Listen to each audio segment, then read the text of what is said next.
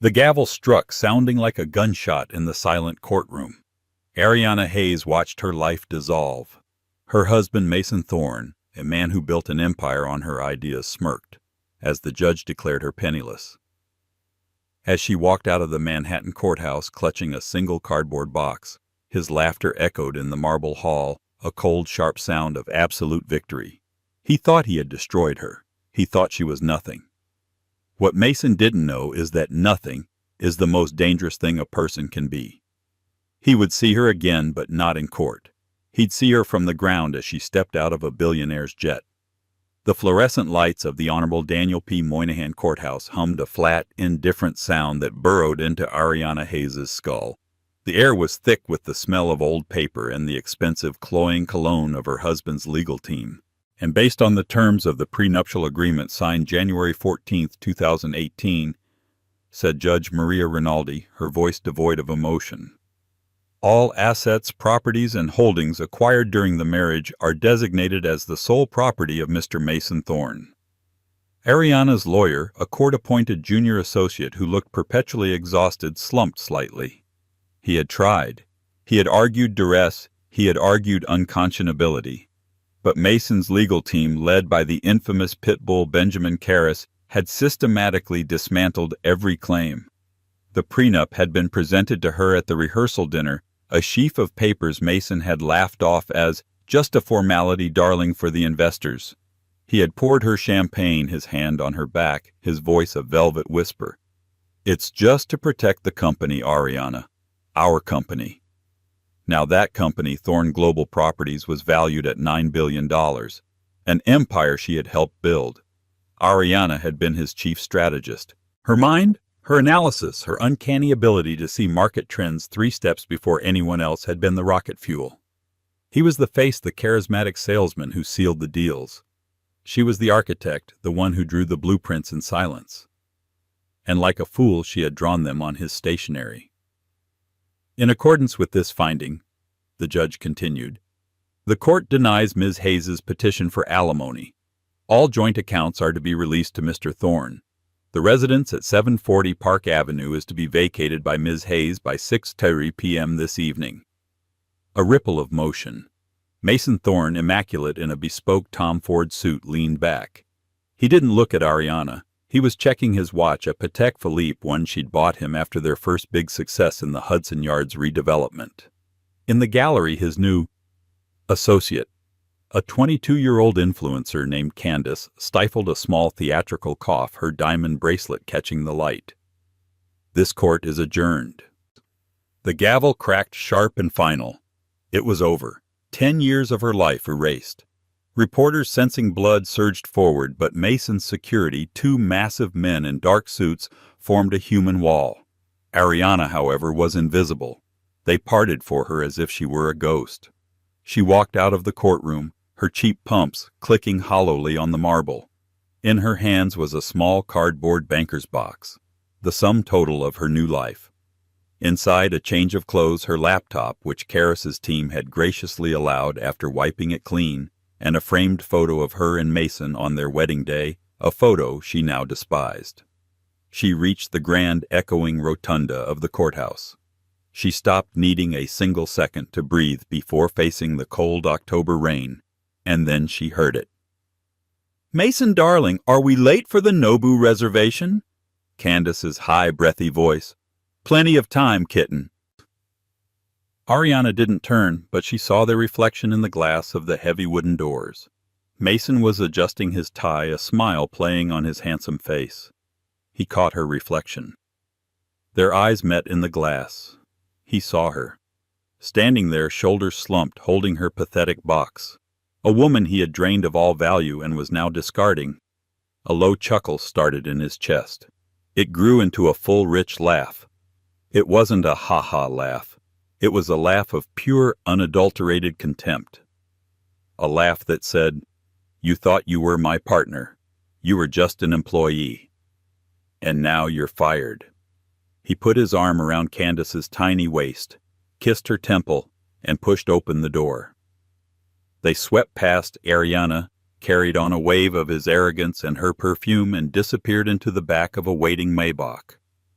The laughter hung in the air, echoing off the stone. It was the cruelest sound she had ever heard. It was burned into her skin, into her bones. Ariana stood frozen for a full minute. The sound of that laugh was a brand searing into her memory. It was the period at the end of a sentence that had been her life. She pushed the door open. The New York rain hit her instantly, cold and biting. She didn't have an umbrella. Her Maybach was gone. Her driver was gone. Her home was gone. She walked down the steps, the cardboard box getting damp. She had $400 in a personal bank account Mason had forgotten to freeze, and a mountain of personal debt he had allocated to her during the divorce, legal fees, credit cards he had opened in her name. She was by all accounts ruined. She walked past the line of black cars, past the reporters huddled under umbrellas, and kept walking until she reached the subway station. That night she didn't check into a hotel. She couldn't afford one. She checked into the Starlight Motel in a rough part of Queens, a place where the rooms were paid by the hour and the sheets smelled of bleach and despair. She sat on the lumpy bed, the box at her feet. The sound of the city, so familiar now, felt alien and hostile. She opened her laptop. The screen was black, then lit up with the factory default welcome screen. Wiped clean. 10 years of work, of memos, of strategies, of her all gone. The laugh echoed in her ears again. "You're nothing." "We'll see," she whispered to the peeling wallpaper, the words tasting like ash in her mouth. "We'll see, Mason." The despair was a cold ocean, but the laugh was a single hard piece of flint. And in the absolute darkness of that motel room, Ariana Hayes struck it. The next 6 weeks were a masterclass in humiliation. Ariana Hayes, the woman who once advised on multi-billion-dollar acquisitions, was now learning the subtle art of existing on $20 a day. The Starlight Motel was a temporary, soul-crushing stop. She quickly moved to a tiny, windowless room in a shared apartment in Bushwick found on Craigslist. Her roommates were 3 20-somethings who worked in hospitality and mistook her quiet intensity for arrogance. She who had once debated zoning laws with senators now argued over a chore wheel for cleaning the single grime-caked bathroom. Her days were spent in the fluorescent hum of the New York Public Library on 42nd Street. It was warm, it was free, and it had Wi-Fi. Her first, most crushing realization was that Mason hadn't just divorced her, he had professionally executed her. "Ariana, your resume is formidable," said a VP at Blackstone, an old acquaintance, over the phone. His voice was strained.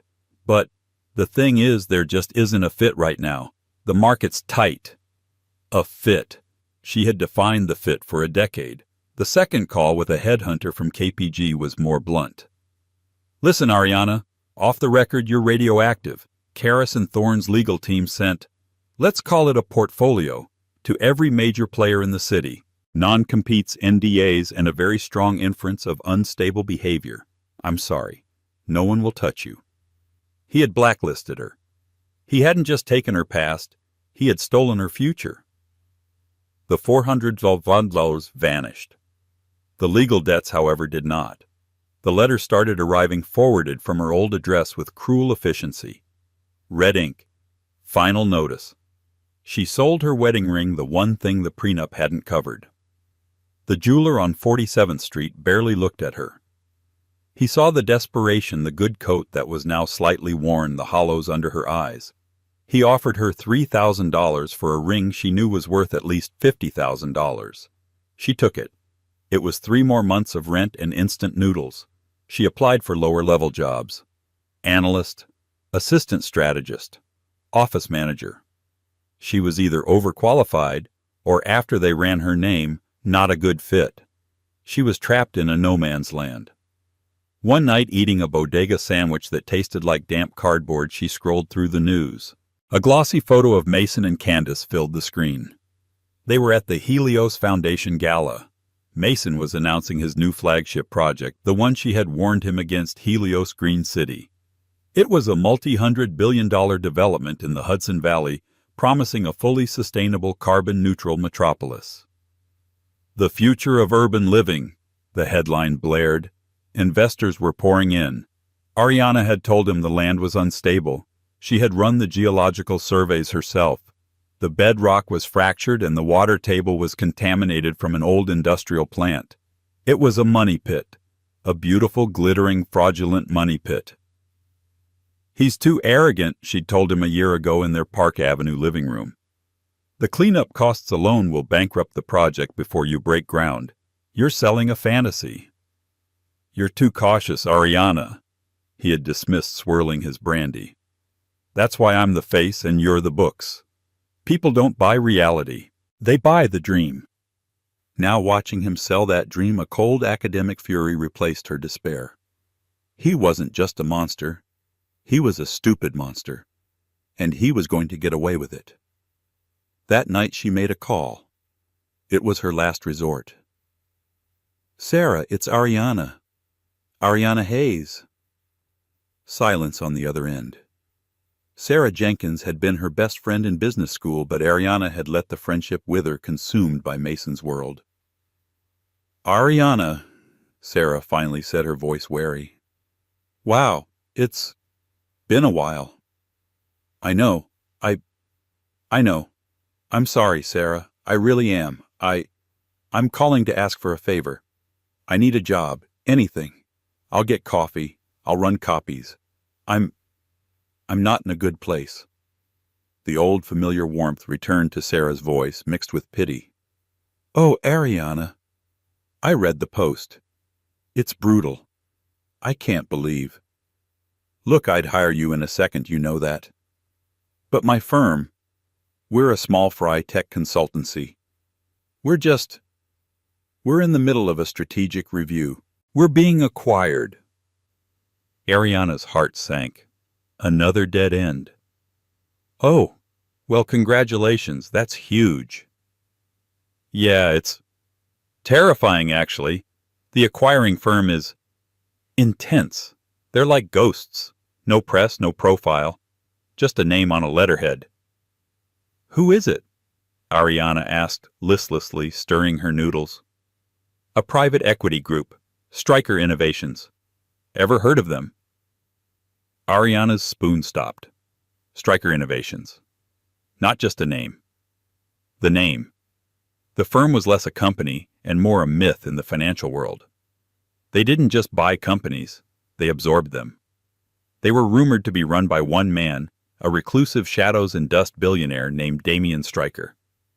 He was the bogeyman of the S&P 500. He moved in silence, and when he struck it was always fatal. He was known for two things: an obsession with disruptive technology and an absolute intolerance for fraud. "They're acquiring you," Ariana said, her voice suddenly sharp. "Yeah, the due diligence is insane. They're sending in a team to audit every line of code we've ever written. They're led by this woman, an Evelyn Reed. She's not human. She's like a Terminator in a pencil skirt." "Why?" Ariana's mind was no longer in her grimy apartment. It was moving at its old forgotten speed. The pieces were clicking into place. Stryker, Helios, Mason. "Sarah," Ariana said, standing up. "I don't need a job. I need a meeting. I need you to get me 10 minutes with Evelyn Reed." "What, Ariana? I can't. She doesn't do meetings. She gives orders." "Tell her I have information. Tell her I know where the bodies are buried in the Helios Green City project. Tell her Mason Thorne is building a $9 billion house of cards on a toxic swamp, and I can prove it." "Ariana, what are you? Are you trying to get revenge? I don't want to get involved in your divorce." "This isn't about my divorce," Ariana snapped with a fire that surprised them both. "This is about a massive fraudulent public offering. Stryker Innovations plays in the same markets. They have overlapping investors. Thorne's fraud is going to poison the well for everyone. She needs to hear this. Tell her I was his chief strategist. Tell her I have the real data." There was a long pause. Sarah sighed. "Okay, I'll try. I'll email her. But Ariana, be careful. These people are not like Mason. They're different. They're dangerous." "So am I, Sarah," Ariana said, hanging up the phone. "I just forgot." She looked at the picture of Mason on her laptop screen. his arrogant, smiling face. She wasn't going to crawl back. She was going to burn his kingdom down and use the ashes as leverage. 2 days later, an email arrived. It was not from Sarah. The sender was eread@striker.global. The subject line was blank. The body contained only a time and an address. 10 a.m.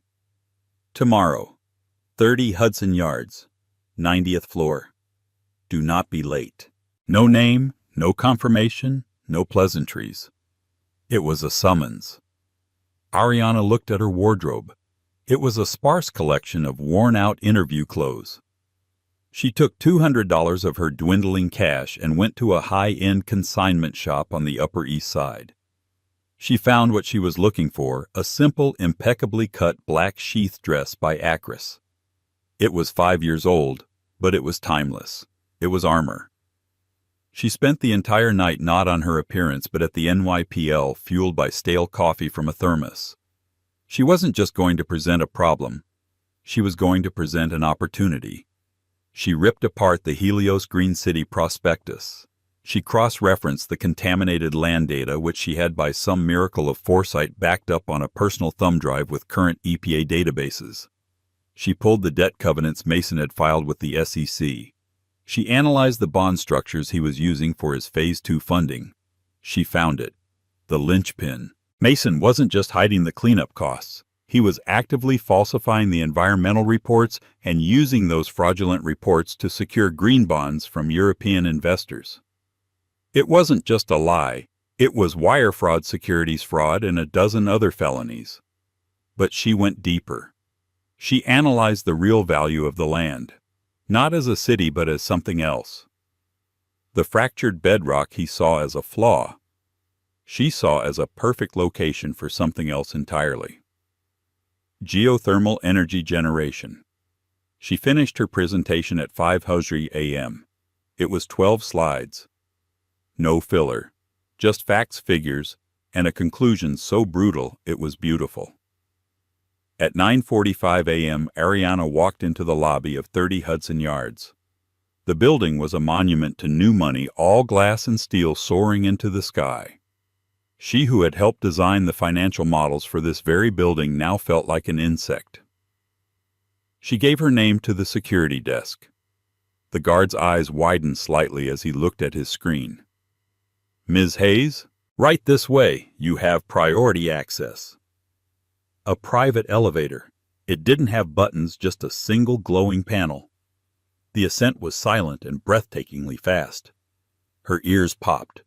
The doors opened directly into the 90th floor reception. There was no art, no furniture save for a single black granite desk. The walls were 40-foot panes of glass looking down on New York City. It felt less like an office and more like the lair of a god. A woman with hair pulled into a severe bun, wearing a minimalist gray suit, stood waiting. She was in her late 40s with eyes so pale blue they looked like ice. "Ms. Hayes, I am Evelyn Reed. You have 10 minutes. Walk with me." She didn't offer coffee. She didn't offer a seat. She simply turned and began walking down a long glass corridor. Ariana fell into step beside her. "My time is valuable," Evelyn said, not looking at her. "Your friend claimed you have actionable intelligence on the Helios project. Begin." "Mr.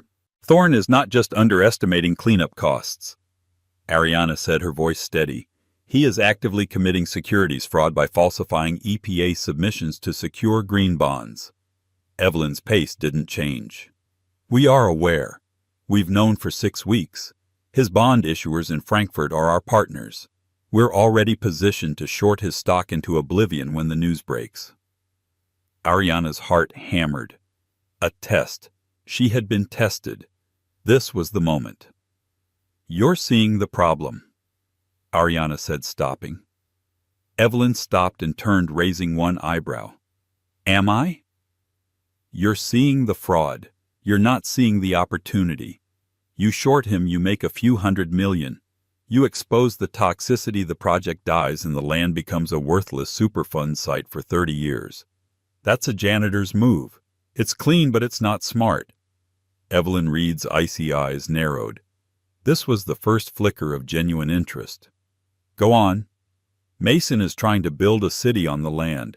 He's a real estate man. He sees the surface. He doesn't see what's under it.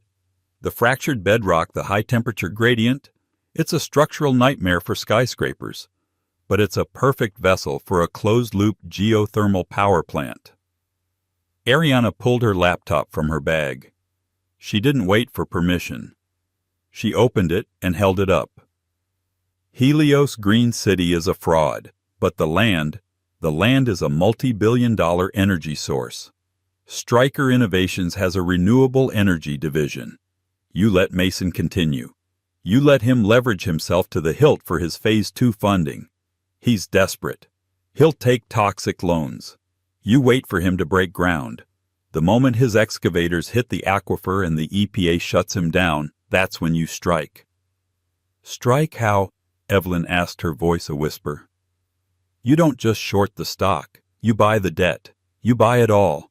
From the bondholders in Frankfurt, from the private lenders in Zurich. When he defaults, and he will, you don't seize the company. You seize the asset. The land itself.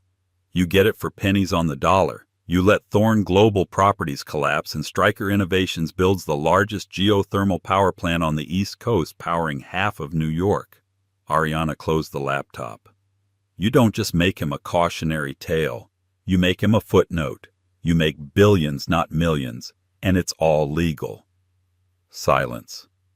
The only sound was the wind whistling against the glass 90 stories up. Evelyn Reed stared at Ariana. The 10 minutes had come and gone. A small, almost imperceptible smile touched the corner of her mouth.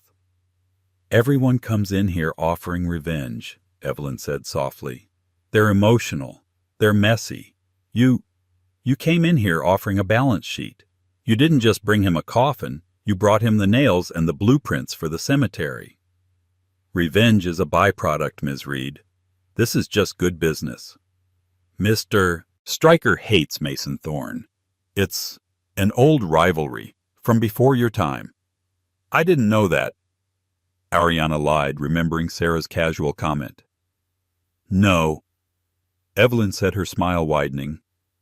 I'm sure you didn't. She tapped her watch. Mr. Stryker is on the Odyssey, docked at Chelsea Piers. He's expecting you. Now. Expecting me? I told you. We knew you were coming. We've been watching you since the day you left that courtroom, Ms. Hayes. We've been watching you in the library. We've been watching you at the consignment shop. We wanted to see what you were made of. Most people, they break. They get bitter. You got focused. Evelyn turned and walked back to the elevator. A car is waiting downstairs. Don't make him wait. What? What about my presentation? Ariana asked, holding her laptop. He's already seen it, Evelyn said, not looking back. I streamed it to his tablet from your laptop the second you opened it. This meeting was the final test. You passed. The elevator doors opened. Ariana stepped inside, her mind reeling. She had walked in as a beggar. She was leaving as something else entirely. The black Mercedes S-Class moved through Manhattan traffic with the serene indifference of a shark. Ariana sat in the buttery leather, her mind struggling to catch up. She had been under surveillance. Stryker hadn't just been aware of Mason. He had a file. And now she was part of it. The car stopped at Pier 59 at Chelsea Piers. Standing at the end of the dock, dwarfing the other multi-million-dollar yachts, was the Odyssey. It wasn't a yacht. It was a ship. A 400-foot behemoth of matte gray steel and smoked glass, it looked more like a naval destroyer than a pleasure craft. There was no gold, no gaudy ornamentation. It was a statement of pure brutalist power. A single crew member dressed in a simple black uniform escorted her up the gangway. She was led to a lounge at the stern. The room was a library walled with books on philosophy, physics, and antique maps. And sitting in a minimalist chair looking out at the Hudson River was a man. He wasn't what she expected. He wasn't a slick, tailored CEO. Damian Stryker was in his late 50s with a shock of untamed gray hair, wire-rimmed glasses, and a simple black cashmere sweater. He looked like a renegade university professor. But when he turned his eyes were the most intense, intelligent, and unsettling things she had ever seen. They were the color of coal, and they seemed to see everything. "Ms. Hayes, Ariana, please sit." His voice was quiet with a slight, unplaceable European accent. Ariana sat opposite him. There was no table between them. "Evelyn is impressed," he said. "Evelyn is never impressed. She thinks you're a scalpel." "I agree." "Thank you, Mr. Stryker." "Damian, Mr. Stryker is what people call me before I fire them." He leaned forward, steepling his fingers. "You hate Mason Thorne." It wasn't a question. It was a statement of fact. "I have a professional disagreement with his business model," Ariana said carefully. Damian smiled. Not with me. Let's be clear, I despise him. Mason Thorne is a parasite. He's a symptom of a disease in our economy, a man who builds nothing, who creates nothing, who only brands. He's a hollow man, and hollow men must be broken. He stood and walked to the window. 20 years ago, I had a data analytics firm, my first company. We were on the verge of a breakthrough in predictive AI. We needed one more round of funding. Mason Thorne, then just a junior VP at a larger firm, handled our portfolio. He saw our tech. He deliberately sank our funding round, lied to our investors, and then he and his firm absorbed our IP in the bankruptcy. He built his first fortune on the bones of my work, on the graves of my partners. The room was silent. Ariana finally understood. This wasn't just business for Stryker either. He didn't just ruin me. Damian continued, his voice dangerously soft. He laughed. He held a party at the 21 Club to celebrate the acquisition. I was outside. I was the man serving the champagne. He didn't even recognize me. Ariana felt a chill run down her spine. The laugh. It was the same story. "So yes, Ariana, I want him ruined. I want him dismantled. I want his name to be a warning, but I do not believe in simple revenge. Revenge is a fire that burns the wielder. I believe in outcomes." He turned back to her. "Your plan is excellent. It's smart, it's profitable, and it's lethal, but it's missing one thing." "What's that?" You're trying to give this to me. You're trying to sell me the map. I don't want the map, Ariana. I want the cartographer." He sat back down. "I am not offering you a job. I don't hire analysts. I anoint generals. The geothermal project, it's yours. I'm opening a new division of Stryker Innovations, Stryker Urban Dynamics. You will be its president. You will have an unlimited line of credit. You will have Evelyn's legal team. You will have my undivided support." Ariana was stunned. "President, you will oversee the acquisition of Thorne's debt. You will manage the seizure of the Helios asset, and you will build that power plant. You will not just be the architect of his ruin, you will be the architect of the future that replaces him. I am giving you the sword, Ariana. Show me how you swing it." This was more than she could have imagined. It was terrifying. It was exhilarating. "What do you get out of this?" she asked, her voice a near whisper. "Two things," Damian said, holding up his fingers. "One, the Helios land is a brilliant strategic asset. Your geothermal plan will revolutionize the energy grid in this city.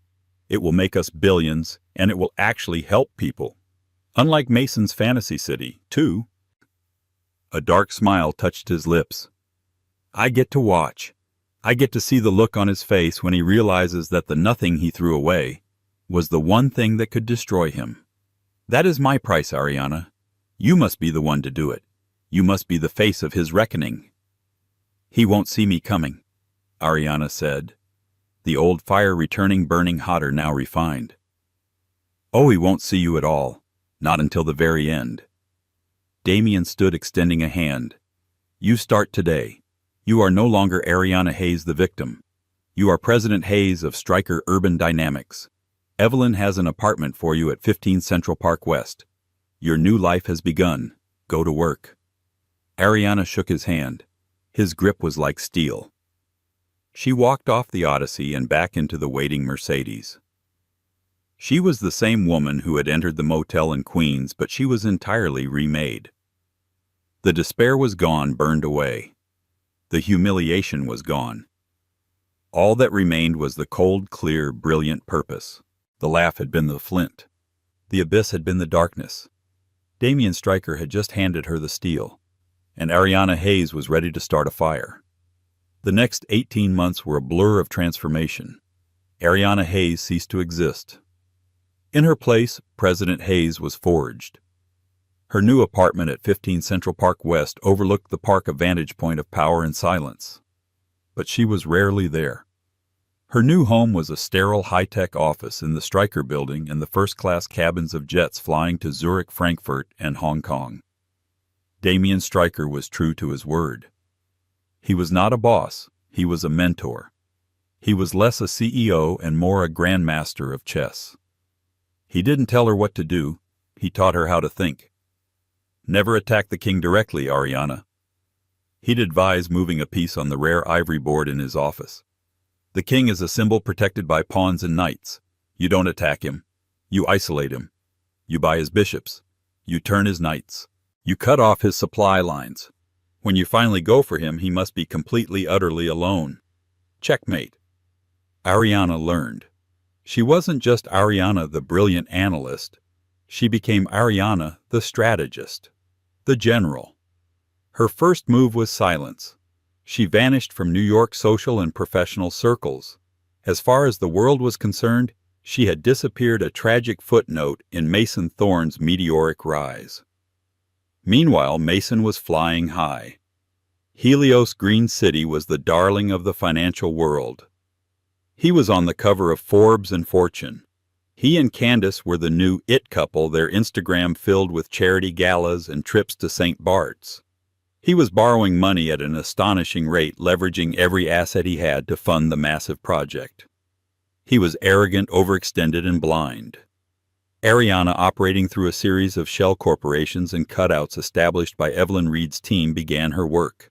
She started in Germany. She met with the board of the Frankfurt-based bank that held the first tranche of Mason's green bonds. She didn't present the fraud. Instead, she presented an alternative and immediate quiet buyout of the entire debt portfolio at 95 cents on the dollar. Mr. Thorne's project is ambitious, she told the skeptical German bankers. Stryker Innovations believes the risk profile is too high.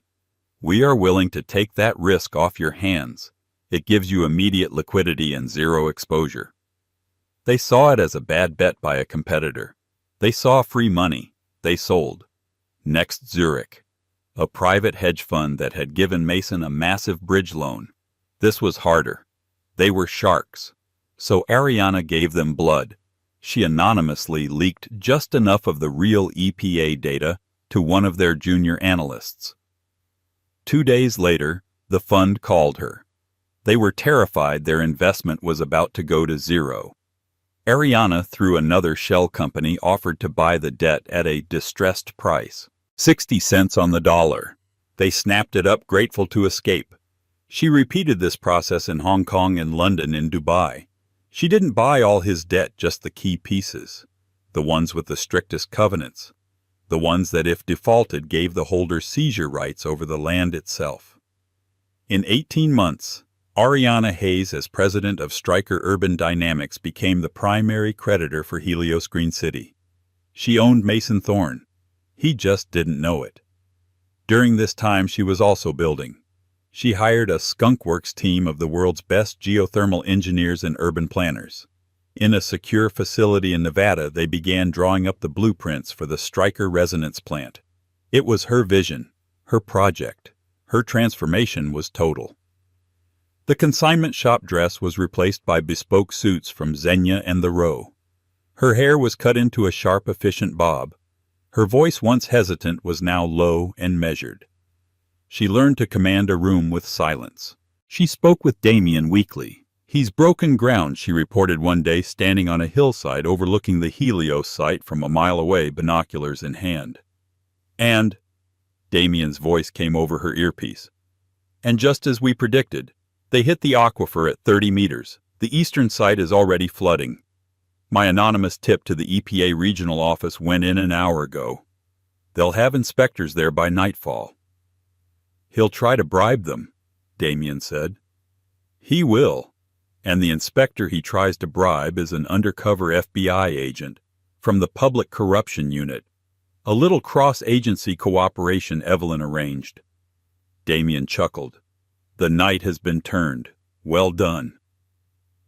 The next day, the stop work orders were issued. The news hit Bloomberg. Thorne Global's stock stuttered. Mason predictably panicked. He called a press conference. He called it a minor bureaucratic hurdle, a temporary delay. To prove his project was sound, he did exactly what Ariana's psychological profile predicted he would do. He doubled down. He announced a massive black-tie Helios gala to be held at the project's glittering sales center. He would unveil his Phase 2 plans and bring in his final round of A-list investors. It was a desperate, arrogant move to save face. "He's hosting a party," Ariana told Damien, walking into his office on the 90th floor. "He's inviting his friends to his own execution," Damien replied, not looking up from a map. "The gala is in 3 days. All his covenants have a material delay clause. The EPA shutdown triggered all of them. He is now in technical default. We have the right to call in the debt, all of it. Now." Damien looked up. "It is time. Are you ready, Ariana?" Ariana thought back to that courtroom. She thought of the cheap motel. She thought of his laugh. The memory was no longer a hot brand. It was a cold, smooth stone in her hand. "Send the jet," she said. "I'm flying back to New York." The night of the Helios Gala was a tempest. A furious late autumn nor'easter was lashing the Hudson Valley.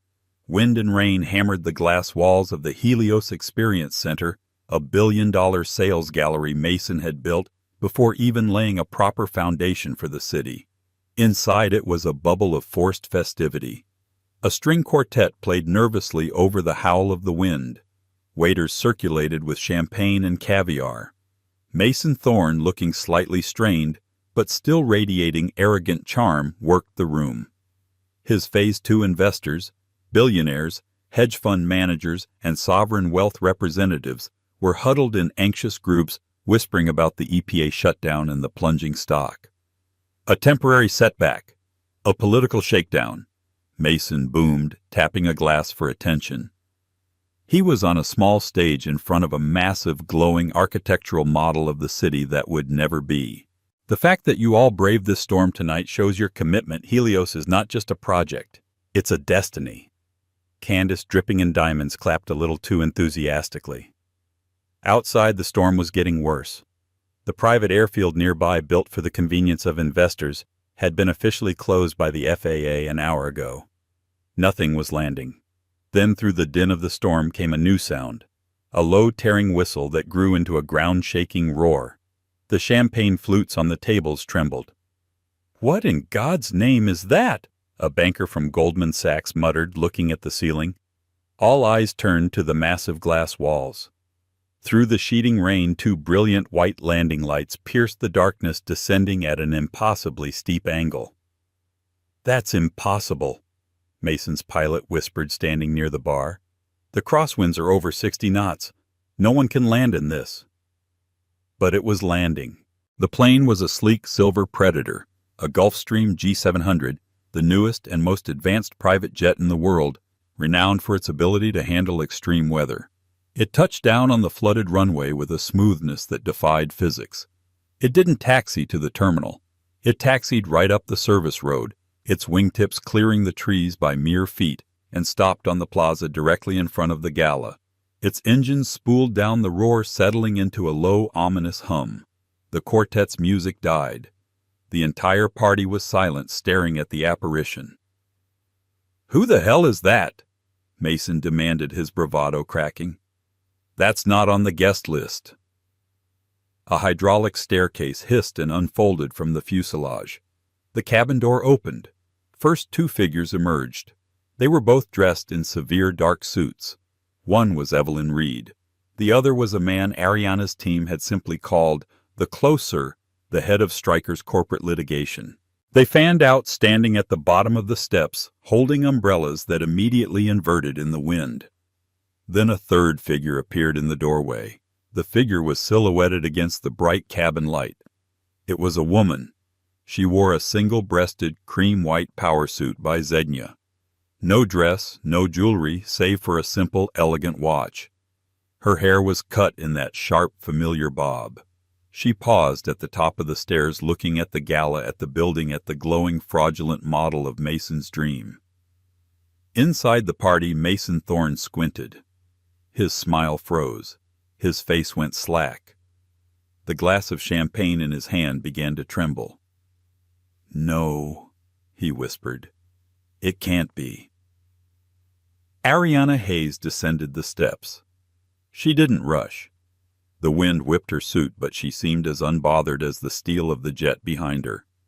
She walked through the driving rain, Evelyn Reed and the lawyer falling into step on either side of her. The glass doors of the gala hissed open. Ariana walked inside. The quartet, the waiters, the billionaires, everyone just stared. She was not the woman they remembered, if they remembered her at all. The desperate, broken wife was gone. This woman was something else. She was a CEO. She was a general. She was a reckoning. She walked past the whispering crowds, her heels clicking on the imported Italian marble. She didn't look left or right. Her eyes were fixed on one person. She stopped at the foot of the stage, looking up at her ex-husband. Mason's face had gone the color of ash. The arrogant smirk, the confident posture, all gone. He was looking at a ghost. Ariana smiled. It was not a warm smile. It was the smile of a predator that has finally cornered its prey after a very, very long hunt. "Mason," she said, her voice clear and carrying across the silent room. "A lovely party. What a shame you're having it on my property." The silence in the room was absolute, broken only by the howl of the wind outside. Mason Thorne stared at Ariana, his mouth opening and closing. "Ariana, what is this? Some kind of joke?" He tried for a laugh, but it came out as a strangled cough. "What are you doing here? Get out. Security?"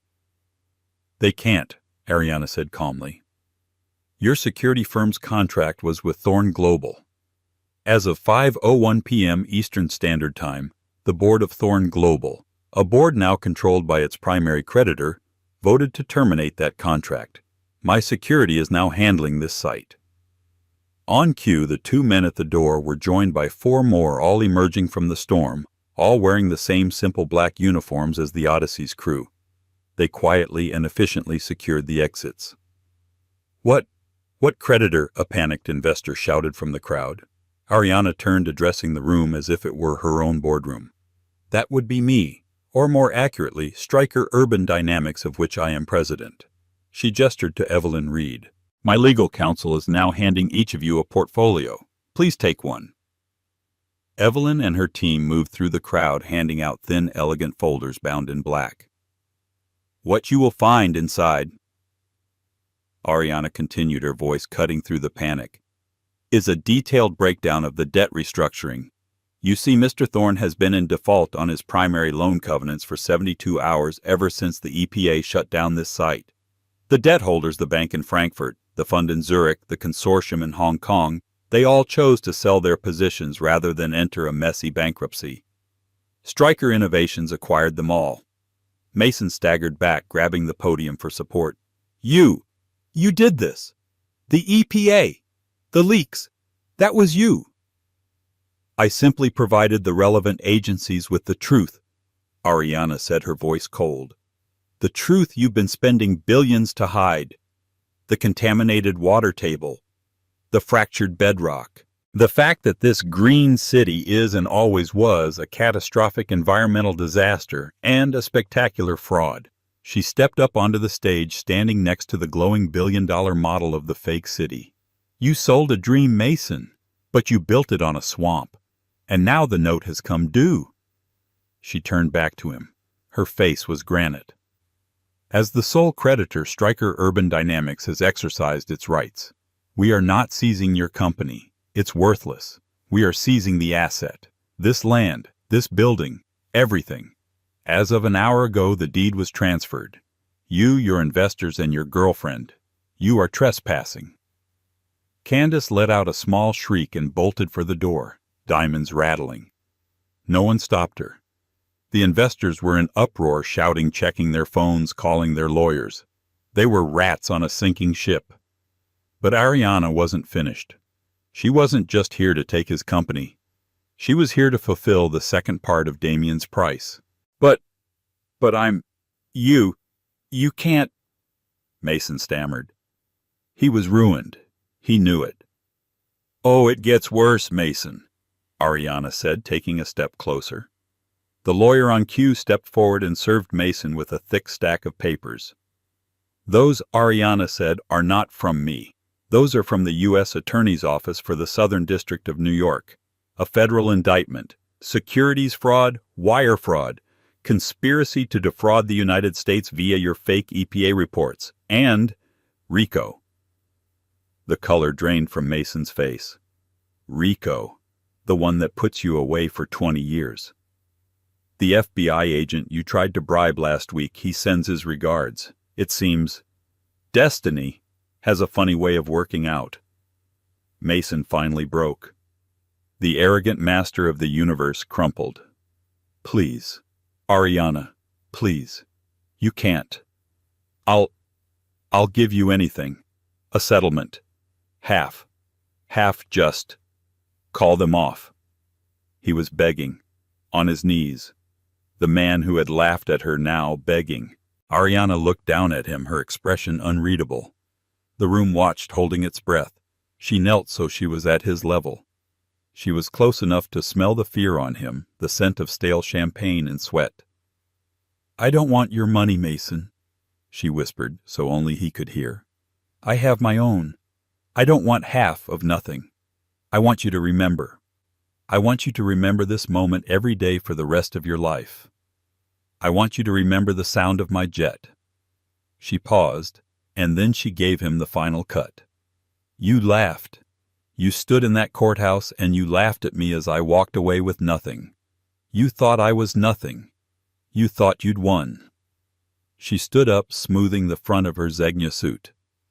"You were right, Mason," she said, her voice ringing out for all to hear. "I did walk away with nothing. But the difference between you and me, I know how to build an empire from nothing. You only know how to lie." She turned, leaving him kneeling on the stage amidst the ruins of his paper kingdom. Federal agents who had been waiting outside with her team entered the room and walked calmly toward the stage. Ariana Hayes didn't look back. She walked through the crowd of stunned billionaires past the now silent string quartet and out the glass doors. The storm was already starting to break. Evelyn Reed was waiting for her at the bottom of the jet stairs, holding the door. "A clean outcome, Madam President," Evelyn said with that rare thin smile. "It's a start, Evelyn," Ariana replied, ascending the stairs. "The hard part begins tomorrow. I have a power plant to build." She stepped into the warm, quiet cabin of the G700. The door hissed shut, sealing out the storm. As the jet's powerful engines spooled up, turning to taxi back to the runway, Ariana looked out the window. She saw the flashing blue and red lights of the agents' cars reflecting off the wet marble. She saw the pale, defeated silhouette of Mason Thorne being led away. And she saw the investors, her new accidental tenants, scrambling in the rain, their illusions shattered. She didn't laugh. She just took a sip of water, opened her laptop, and got back to work. The greatest comebacks aren't just about getting rich. They're about reclaiming your power. Ariana didn't just get even. She got ahead. She proved that true success isn't about who you know or what you're given, but what you can build. While Mason Thorne's name became a byword for fraud, Ariana Hayes' name was etched onto the Stryker resonance plant a marvel of engineering that powers New York City to this day. She didn't just return in a billionaire's jet. She returned as the one in the pilot's seat. What did you think of Ariana's story? Was her revenge too much, or was it a perfect checkmate? Let me know your thoughts in the comments below. If you loved this story of justice and resilience, make sure to hit that like button, share it with someone who needs to see it, and please subscribe to the channel for more true-to-life drama every single week. You won't want to miss what we have coming next.